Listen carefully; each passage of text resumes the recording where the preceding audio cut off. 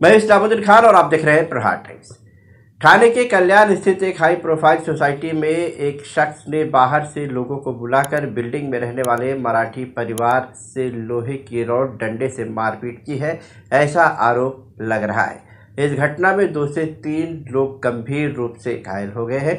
जानकारी के मुताबिक घटना वेस्ट कल्याण के अजमेरा हाइट्स योगीधाम बिल्डिंग की है।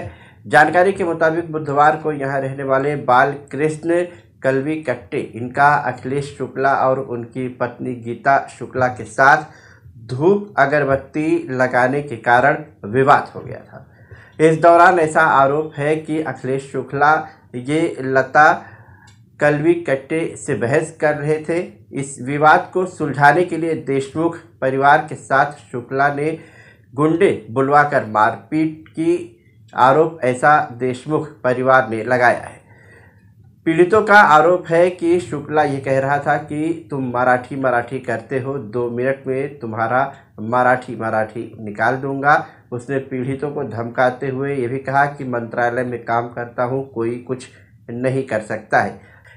इस घटना के बाद गुस्साए नागरिकों ने शाम के वक्त कल्याण पश्चिम इलाके में विरोध प्रदर्शन किया। नागरिकों की ओर से यह भी कहा गया है कि समय आने पर रास्ता रोको आंदोलन किया जाएगा। गिरफ्तारी की मांग की जा रही है। मी किरण सकपाळ बोलतोय। काय नेमका काल प्रकार हा जो प्रकार घडला याच्यामध्ये जो शुक्ला जो व्यक्ती आहे त्यांनी खूप सोसायटीमध्ये दहशत माजवलेली आहे। तो एवढा स्वतःला मोठा समजतो की मी मंत्रालयामध्ये कामाला आहे, मी पोलिसांना कोणत्याही पद्धतीत म्हणजे विचारणा केली तरी मला त्याच्यावर परिणाम करू शकत नाहीत। पोलिसांमध्ये जरी मी चौकीमध्ये गेलो तरी त्यांनी माझे काही वाकडं करू शकत नाही, असे सरळ सरळ शब्द त्यांनी वापरलेले आहेत। आणि तो इकडे सोसायटीमध्ये प्रत्येक वेळेला गाडी कुठेही लावणे, कुणालाही धमकावणे, सोसायटीमध्ये काही अपशब्द बोलणे, लेडीज बद्दल अपशब्द काढणे आणि त्यांची लेडीज सुद्धा आमच्या लास्ट इयरचा जो महाशिवरात्रीचा उत्सव झाला त्याच्यामध्ये त्या महाशिवरात्रीच्या कमिटीमध्ये मी कार्याध्यक्ष आहे। तर मला नंतर माझ्या कमिटीकडून कळलं की ह्याच्याच मिसेसनी रात्री 1 वाजता त्या शिवमंदिरामध्ये नको ते कारण सांगून तिकडे पूर्ण राडा करायचा प्रयत्न केला। म्हणजे आमचा जो अभिषेक चालला होता त्याच्यामध्ये खूप मोठा गदारोळ केला। त्यानंतर मग कमिटीतले काही सदस्य आल्यानंतर त्यांनी तो थांबवला, परंतु त्यांनी त्यावेळेलाही धमकी दिली आमच्या मंडळाला की तुम्ही माझं काही करू शकत नाही, कारण मी कुठल्या पदावरती काय आहे ते मी तुम्हाला तशा पद्धतीने दाखवेल।